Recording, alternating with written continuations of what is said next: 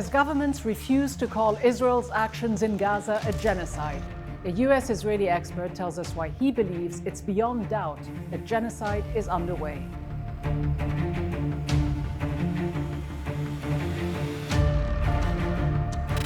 If you looked at the pattern of operations of complete destruction of everything, schools, hospitals, mosques, museums, universities, and that has continued, of course, since, to the extent that by now we are talking about over 70% of the buildings in Gaza have been either destroyed or damaged. Hello and welcome to the program. I'm Rida Fakhri. The crime of genocide was defined in 1948 by the United Nations as, quote, acts committed with intent to destroy, in whole or in part, a national, ethnical, racial, or religious group. The Convention on the Prevention and Punishment of the Crime of Genocide, which was adopted that same year by the UN General Assembly, criminalized genocide and obligated state parties to take action to prevent it and punish its perpetrators. The convention has been ratified by more than 150 states, including Israel. Under the principle of universal jurisdiction, any state can prosecute individuals for genocide, regardless of where the crime was committed. A growing number of leading scholars and human rights experts believe that Israel's actions constitute genocide. One of them is the renowned American-Israeli historian and professor of Holocaust and Genocide Studies at Brown University, Omer Bartov. He joins us now. Omer Bartov, what was the turning point for you? What led you to believe unequivocally that what Israel is carrying out in Gaza is a genocide that fits all the legal definitions?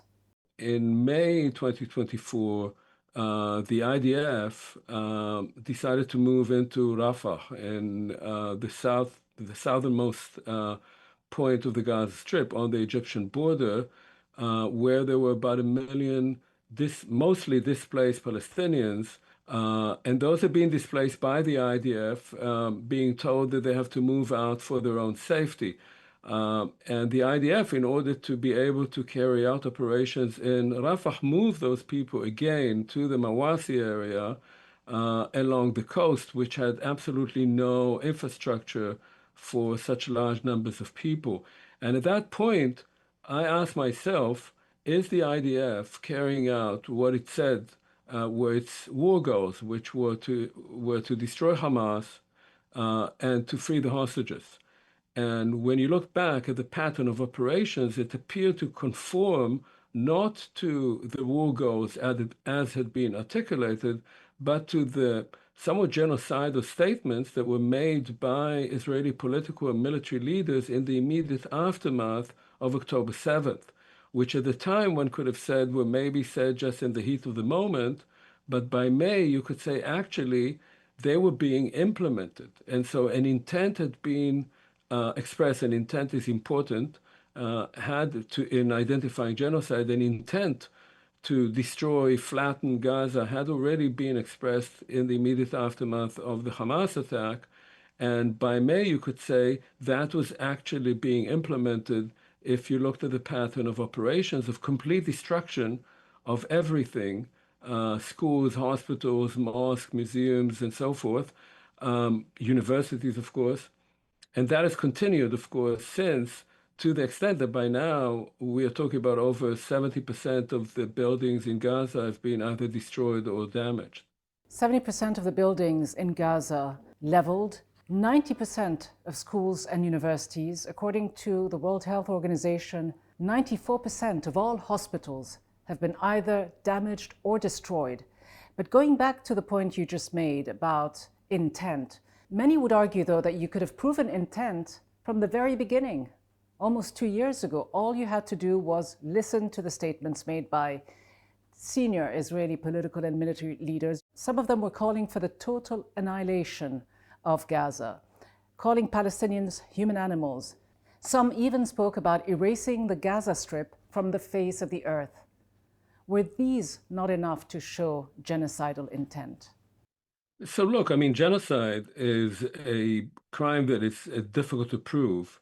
And I wanted to err on the side of caution, not least because many people around the world, for good reasons, since the word genocide exists and genocide is a horrible crime, when they see or hear that horrible things are happening or being threatened, they say it must be genocide.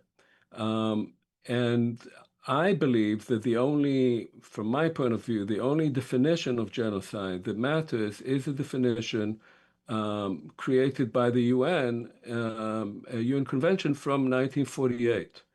And that definition speaks about acts committed with the intent to destroy a particular group, be it ethnic, national, religious, in part or in whole as such. And Israel has So ratified this convention, so have 152 other nations. absolutely, Israel is a signatory. Um, so if you read that statement, you have to identify first that there is an intent to carry this destruction of a group, not of people, but of people as members of a group. You have to identify that there's an intent to do so, and then that intent is being implemented. So political leaders, as we know, can make all kinds of statements. It's more important that they be people with executive authority, not some backbencher, but people who can actually determine policy. And there was a lot of genocidal rhetoric in Israel in the immediate aftermath of October 7th by all kinds of people, media persons, and so forth. But some were being made by the Minister of Defense, by the Prime Minister. Those matter. By the Chief of Staff. Those matter. But then you have to see that these statements are not just bravado or rage, but that they are actually expressions of a policy that is eventually being implemented. And I could not determine for certain that that policy was being implemented at the beginning. And I was a bit worried about some colleagues of mine who said immediately that it's genocide before the IDF even moved into Gaza. I thought one had to wait. As I said, clearly there were war crimes. There was bombing on a vast scale, killing large numbers of people. That is not necessarily proof of genocide. But you could say, by the way, that genocidal statements made by political and military leaders are themselves illegal because they can be seen as incitement to genocide, and they can incite soldiers.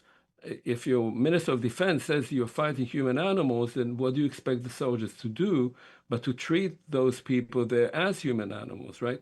And despite all of this, Professor Bartov, we have heard ad nauseum Western leaders regurgitate Israel's talking points almost 2 years on, 2 years of daily bombardment, starvation, and killing. Was it ever in your mind about self-defense, going after Hamas, saving the hostages, or was it always the plan from the very beginning to make Gaza uninhabitable, to force as many people as possible out of the Gaza Strip in order to implement eventually Greater Israel? So there are various levels to this question. First of all, we have to think about the larger context. The larger context is that Israel was an occupier on the external borders of the Gaza Strip, as it is an occupier of the West Bank. And in that sense, to speak about self-defense is somewhat a contradiction in terms, because these are territories occupied by Israel to start with. But even if you do accept that Israel had to act against Hamas after Hamas murdered about 800 civilians, responding to a war crime, responding to an atrocity, does not give you license to carry out war crimes, atrocities, and genocide. And we know that the IDF also murdered a number of people that day. We don't know the exact number, but they implemented the so-called Hannibal Doctrine. Correct. And, this whole day has not been well investigated because the Israeli government has refused to carry out a state of commission. for its own internal political reasons, for Netanyahu's reason. But there is no doubt that about 800 Israeli civilians, most of them Jewish, not all of them, also foreign workers, Bedouin who were there and so forth, were murdered by Hamas. And there's no point in denying this or trying to whitewash it. It was a massacre. It was a war crime. It was a crime against humanity. In my view, it does not give you the right to then carry out war crimes, crimes against humanity, and genocide. So even if you accept that Israel had a right to respond, and if it had said, look, we are going to go against Hamas, we're going to try and free the hostages, which is what they said they were doing, but we are also going to offer the people of Gaza an alternative, a political alternative. We are not only going to use force, we also want to resolve this issue. The fact that we are occupying 2 million people who obviously don't want to be occupied by us.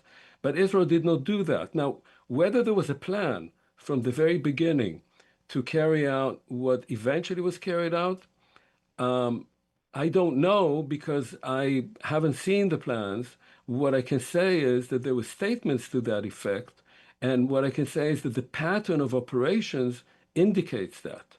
And that has only become worse since May, because now we know that what the IDF is engaged in is in trying to concentrate the entire population, 2 million people, in the south, first by creating a concentration camp on the ruins of Rafah for 600,000 people, if they ever get to do that, and then moving the rest of the population into that so-called humanitarian city, which people would be able to enter but not to leave.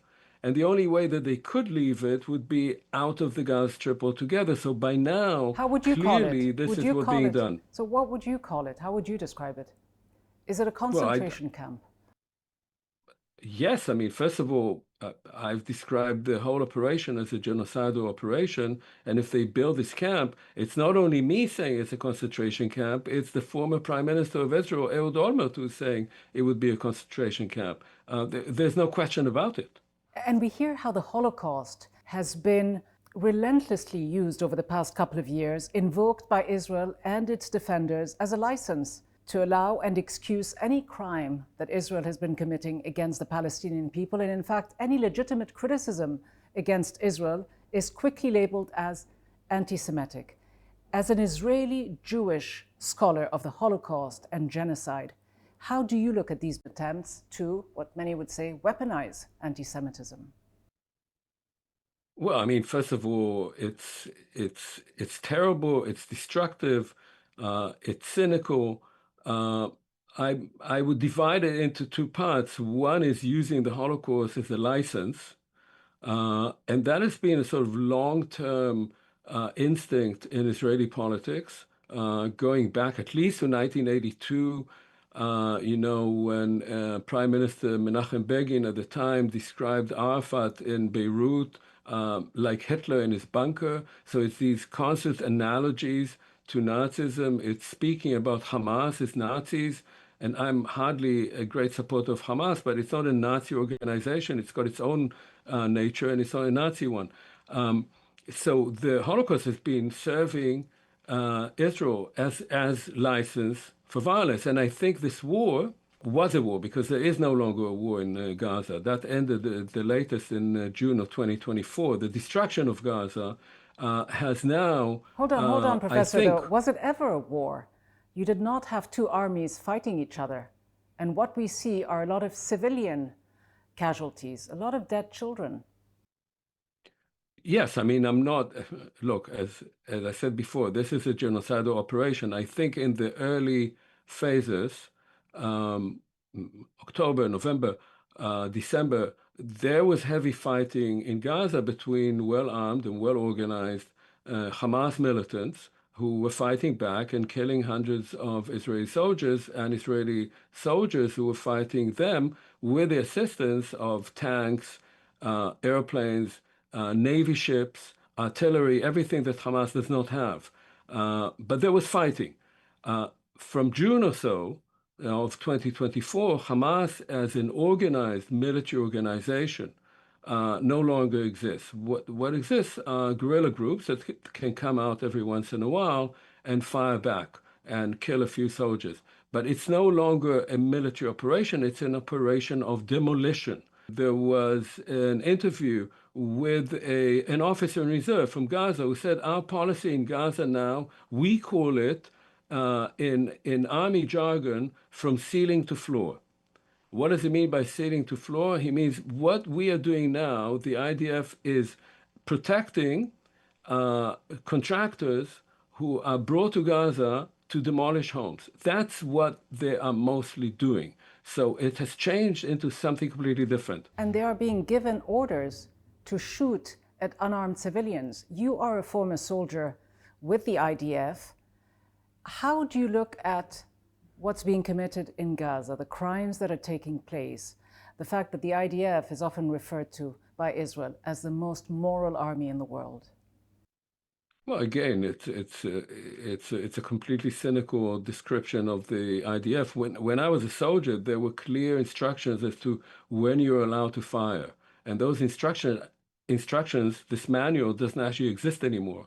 So, quite apart from what soldiers in Gaza are being ordered to do, there's also, which itself is often knowingly illegal, there is huge amount of indiscipline in the Israeli army now, and there are units in the Israeli army now that are known really as militias because they're commanded by colonels who come from the West Bank, who are settlers themselves, who are highly radicalized, and who order their troops or their troops on their own initiative carry out all kinds of killings. We know, as an example, what happened around the Netzarim corridor before the ceasefire of January, when an entire swath of land in northern Gaza was totally flattened, and anyone who entered that territory would be shot. Child, old person, dog, anything that entered that was shot without any warning. And yet, Professor Bartov, this continues on a daily basis with complete impunity. Should Correct. IDF soldiers, military and political leaders in Israel be prosecuted for these crimes? Will we ever see Nuremberg-style tribunals, just as was the case with Nazis who were prosecuted after the end of World War II? Well, it should, obviously, because if you want to maintain international law and if you can't stop war crimes, crimes against humanity and genocide, at least you have to bring people to account so that others would be fearful that they too would be brought to account. So they should. Whether they will is an open question. There is an arrest warrant for Gallant, Yoav Gallant, who was the Minister of Defense, and for Netanyahu, but Netanyahu flies freely to Hungary, to Washington. I don't think he's going to Berlin or Paris or London anytime soon. But whether he would be brought to trial or not, I don't know. Germany is a peculiar case because Germany, of course, was completely defeated. And so the Allies could get their hands on those people. And Nuremberg was always a disputed military tribunal because the Allies also carried out war crimes and never paid any price for their own war crimes. But often it takes a long time. You look at what happened in the former Yugoslavia. It took a long time until leaders of Serbia and of Serb militias were brought to justice, but eventually some of them were, and there was a legal process. And I do hope that something will happen. I think there is fear, and it's a good thing, among some Israeli members of the military that they could be arrested if they go abroad. And some have gone abroad and have had to be sort of whisked away before they were arrested. I think that's a good thing. But the point is not to go after this or that soldier, but rather to bring to justice the leaders, the generals, the political leaders who instigated this. And that is an international process. And as long as European states and the United States do not participate in that, it won't happen.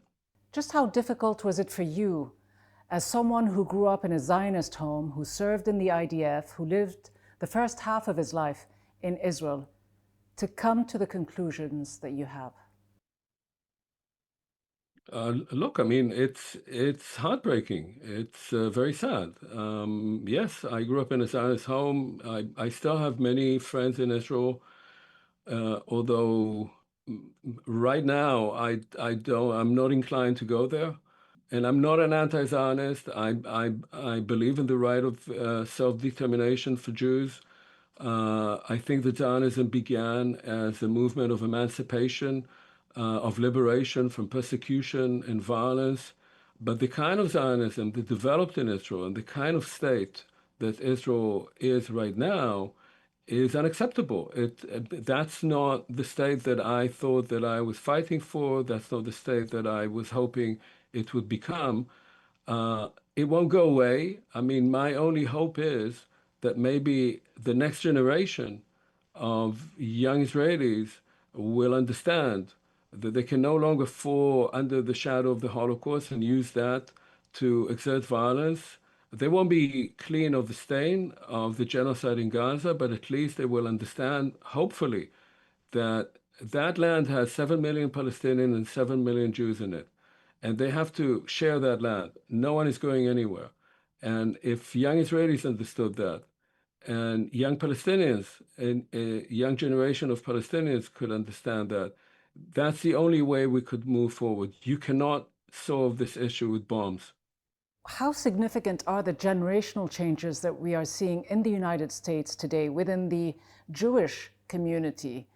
And how surprised are you to see the crackdown on students and other protesters in the United States who are willing to criticize Israel's genocide and yet are being criminalized themselves?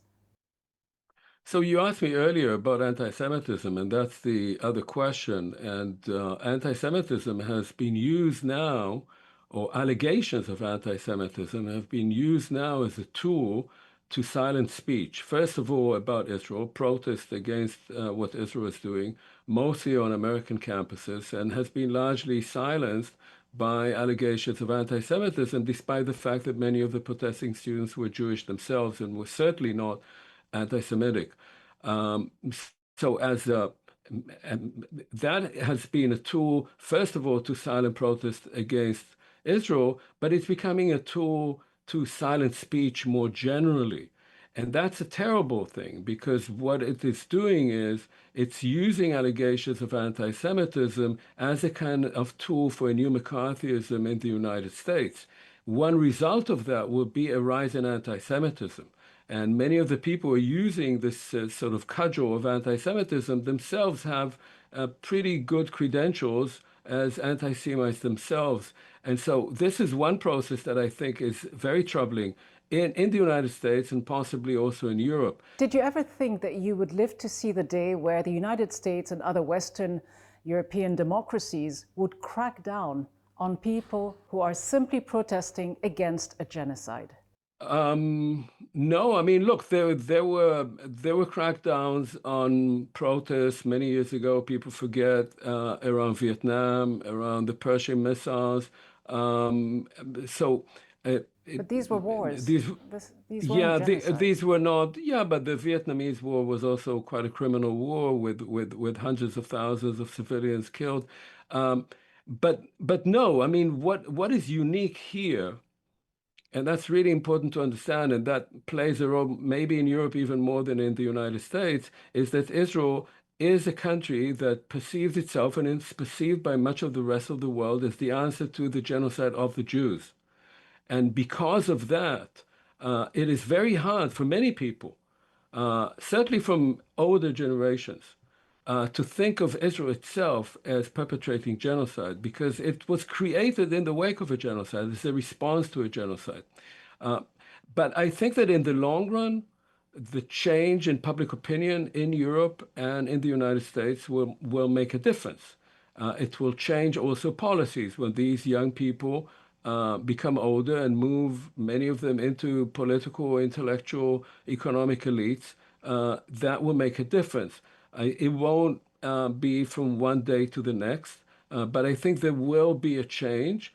Um, I'm afraid that because of the impunity that Israel enjoys right now, Israel itself is well on the way to becoming a full-blown apartheid state, an authoritarian state, and as such, it will eventually lose support even from Jewish communities around the world, and it won't be a viable state. In the long run, it will implode, and then maybe it'll reinvent itself as something that provides rights and justice for all the people living in it. Professor Omer Bartov, great to have you on the program. Thank you so much. Thank you. After almost 2 years of the widespread daily killing and destruction of Palestinian lives and homes in Gaza, more and more international experts are now reaching the same inescapable conclusion that Israel's actions constitute the crime of crimes, genocide. Yet, most governments remain conspicuously silent. Brazil recently announced that it will join South Africa in its genocide case at the International Court of Justice. If they succeed, it'll be a wake-up call to powerful nations to take their own legal obligations under the Genocide Convention seriously. That's all from me, Rida Fakhri, and the entire team. Thanks for watching.